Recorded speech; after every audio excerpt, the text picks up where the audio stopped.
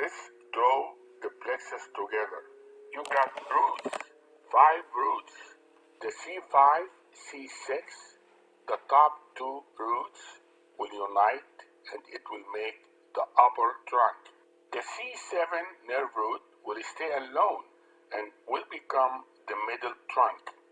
It is like the middle child. They like to be alone, they like to be independent until they learn the lesson.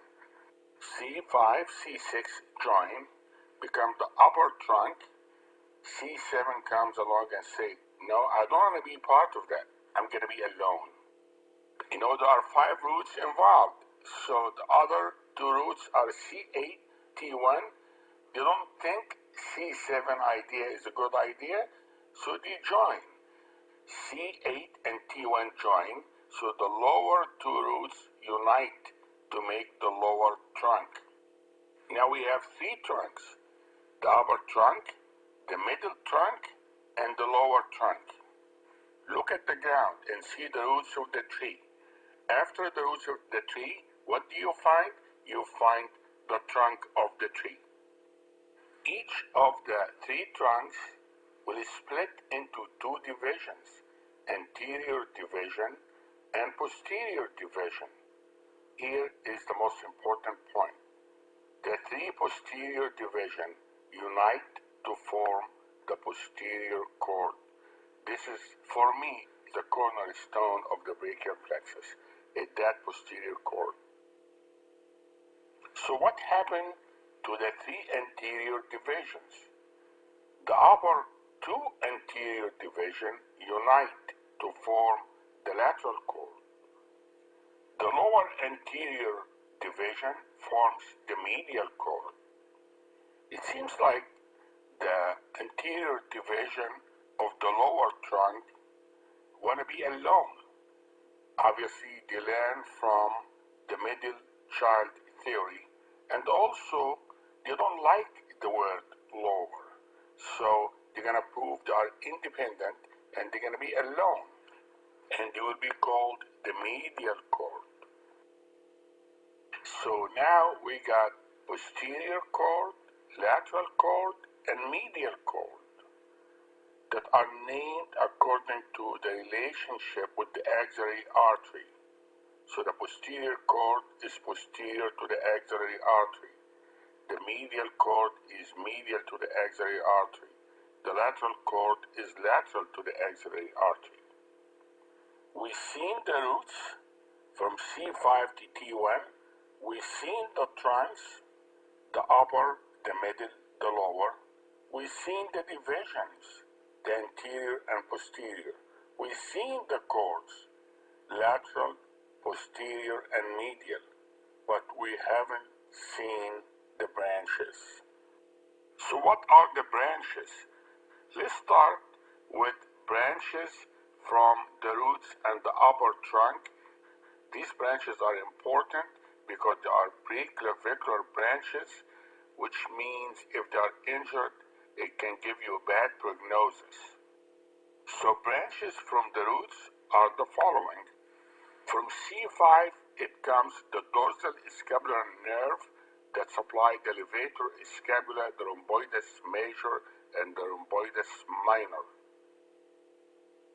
From C5, C6, C7 comes the long thoracic nerve, which supplies the serratus anterior. If the serratus anterior is affected, you get medial winging of the scapula. If you see a medial winging of the scapula in a case of brachial plexus injury, you need to determine if that lesion is preganglionic or postganglionic. So you can look for additional things like Horner's syndrome, which is ptosis, meiosis, anhidrosis, and enophthalmos.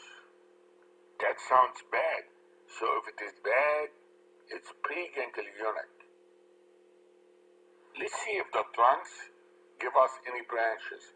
The only one that gives us a branch is the upper trunk. The superior trunk feels very special. It will give us the suprascapular nerve, which supplies the supraspinatus and infraspinatus muscle. Probably give us the nerve to subclavius also. So the upper trunk, the suprascapular nerve means the rotator cuff. So if you find wasting of the supraspinatus and infraspinatus muscles, it could mean a preganglionic injury or supraclavicular injury. So the upper trunk injury will come with that presentation. There will be no shoulder abduction or external rotation of the shoulder, no elbow flexion. There will be decreased sensation in the thumb and index finger with normal scapular control. So where is the lesion? Probably will be in the upper trunk. Now let's go to the divisions. The division will not give us any branches. Now after the divisions you will have the cords. The posterior cord is the cornerstone because the posterior cord take all the posterior divisions and join them into one cord, the posterior cord. So you got three cords, the lateral cord, the posterior cord, the medial cord. The lateral cord will give you 3 branches, the posterior cord will give you 5 branches, and the medial cord that was alone by itself will give you 5 branches. So let's take the lateral cord, 3 branches, the lateral pectoral, the musculocutaneous, and the lateral branch of the median nerve. Just remember the lateral cord supplies the musculocutaneous nerve. How about the posterior cord? The posterior cord gives branches which are the upper subscapular, the thoracodorsal, and the lower subscapular, and end by 2 branches, which is the axillary nerve and the radian nerve. So you got 5 branches from the posterior cord. The upper subscapular branch will supply the subscapularis muscle. The thoracodorsal nerve will supply the latissimus dorsi muscle. A muscle we frequently use it as a free tissue transfer. And the lower subscapular nerve will supply the subscapular muscle and also supply the teres major.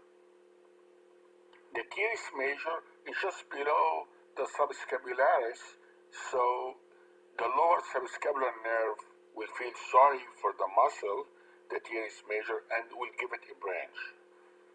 It's interesting that the thoracodorsal nerve to the latissimus dorsi is squeezed between the upper and the lower subscapular nerve when all of them arise from the posterior cord.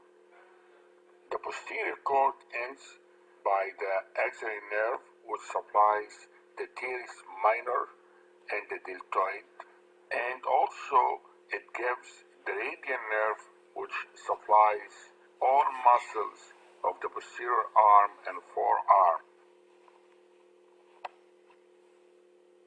Some people use the word stars to remember the branches of the posterior cord. So in posterior cord injury, you will have radial plus palsy. Radial nerve palsy, which is drop rest, plus an axillary nerve palsy.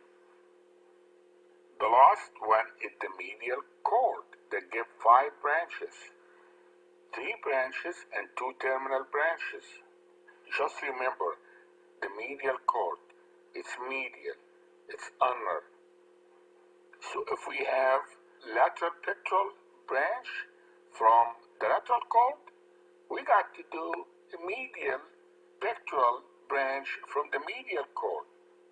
So that is the first branch for the medial cord, the medial pectoral, followed by the medial cutaneous nerve of the arm, followed by the medial antebrachial cutaneous nerve. The medial antebrachial cutaneous nerve can be injured during elbow arthroscopy or during work on the ulnar nerve to release the ulnar nerve and transpose it. The terminal branch of the medial cord is the ulnar nerve, and it also gives a medial branch for the median nerve. The lateral branch of the median nerve and the medial branch of the median nerve join together to make the median nerve. How about the medial pectoral? There might be some confusion, and I will explain it. So the medial pectoral will give the medial part of the muscle, the sternocostal. The lateral pectoral, which comes out of the lateral cord, will give the clavicular part of the muscle, which is the lateral part of the muscle, which comes from the upper trunk, which comes from C5, C6. Just remember, the posterior cord gives you the radial and the axillary. The lateral cord will give you the musculocutaneous, and the medial cord will give you the ulnar nerve. Contribution from the medial and lateral cord will give you the median nerve. Thank you very much for listening, and good luck. This video is for educational purposes only. Please consult your doctor before